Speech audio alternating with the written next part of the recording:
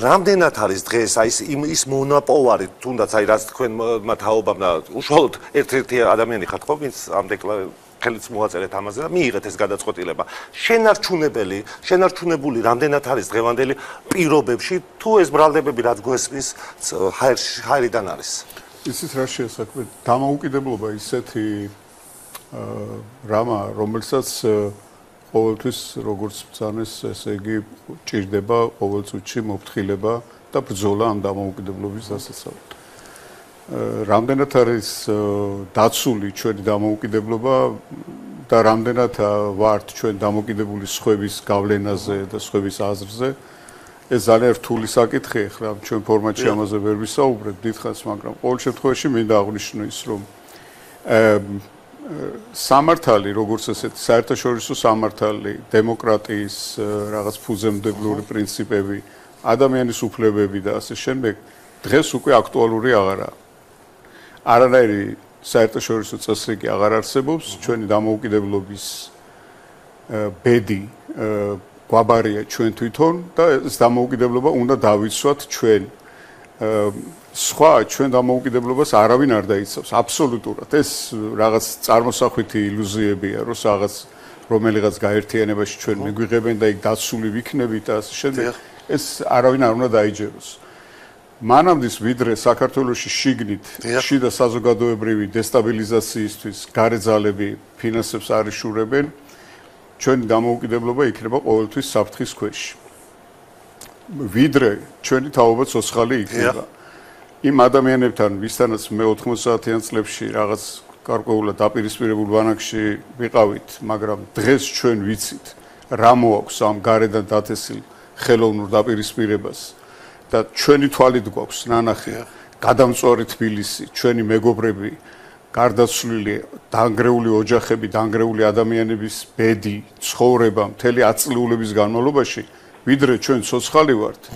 ამას მეორედ არ დაუშვებთ აქ არანაირად ეს პოლიტიკური საშუალებებით ვისაც შეგვიძლია ჩვენ რამის გაკეთება ამ ხრივ თუ ფიზიკური დაცვით საქართველოს დამოუკიდებლობის ამას ჩვენ მეორედ არ დაუშვებთ არავითარ შემთხვევაში და აქ ტყუილად მარშირებენ ეს 30-40 კაცი რაღაც სხვადასხვა სახელმწიფოების დროშებით თბილისში ეს მეორედ აღარ მოხდება თბილისში რომ ტყვია გავარდეს და საქართველოს დამოუკიდებლობა დადგეს ისევ გარედან თავსმოხვეული რაღაც საფრთხის წინაშე დღეს რამდენადაა დაცული ამ კითხვაზე მინდა გითხრათ რომ კარგად შედარებით კარგად შედარება არ არის იმასთან რასაც ჩვენ უყურებდით წინა აწლეულების განმავლობაში როდესაც საქართველო იყო პირდაპირ გარე მართვაზე ჩართული და დღეს უკვე აღიარებენ თვითონ ის სახელმწიფოები რომლებიც დღეს ახალ მსოფლიო წესრიგს აყალიბებენ ისინი თვითონ აღიარებენ კონკრეტულად ამერიკის შეერთებული შტატები რომ სხვადასხვა საერთაშორისო ორგანიზაციების სახელით და მეშვეობით ისინი აფინანსებდნენ და აკეთებდნენ ესე იგი რაღაც პროქსი სახელმწიფოების შიგნით სხვადასხვა გადატრიალებებს, მათ მართვა სხვადასხვა პროვოკაციებზე უბიძგებდნენ მას, იგივე გავიხსენოთ 2008 წლის საშინელება, რომელიც დატრიალდა ცხინვალში, შიდა ქართლში და აფხაზეთში მანამდე როგორც ბრძანეს აქ იმ აფხაზეთში მე თვითონ ვიყავი იმ საარჩევნო კამპანიაში ძალიან აქტიურად, როდესაც ჩვენ ვაწარმოებდით 90 წელს საარჩევნო კამპანიას აფხაზეთში მიტინგი ჩავატარეთ იქ სტადიონზე დაგვაგვიანდა ჩასვლა, იმიტომ რომ ზუგდიდში გაგვიგრძელდა მიტინგი და მე გალში გაგვიგრძელდა ცოტა ხანს მიტინგი და 3 საათის დაგვიანებით ჩავედით ჩვენ სოხუმში და ერთ კაცს არ ქონდა ფეხი მოცული, მთელი სტადიონი იყო სავსე იქ. არ ვიცი შეიძლება თქვენს ბრძანდებოდით იქ და ეს იყო საოცარი განწყობა, იქ იყო ინტურისტი, ეგრეთ წოდებული მეშველიანის სასტუმრო, სადაც მე ჩვენ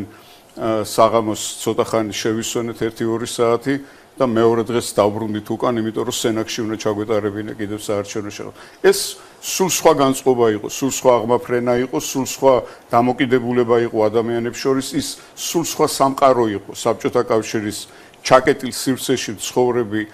ქართველები, რომლებსაც ერთმანეთი ენატრებოდათ. ბევრი ნაკლის მიუხედავად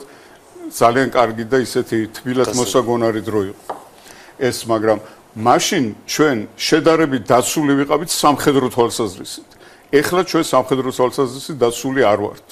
და ეს ძალიან რთული ვითარებაა და ჩვენ ძალიან დიდი სიბრძნე გვმართებს და დიდი სიფრთხილე გვმართებს, რომ აქ არ იქნას დაშვებული რაღაც ისეთი გადაცდომა, აი პირდაპირ როგორც იტყვიან ნაბიჯი მარჯვნივ და ნაბიჯი მარცხნივ, ჩვენ ისე დროში ვცხოვრობთ, რომ ისჯება პირდაპირ ესე იგი რაღაც საშინელი საჯელი. უფლება არ აქვს.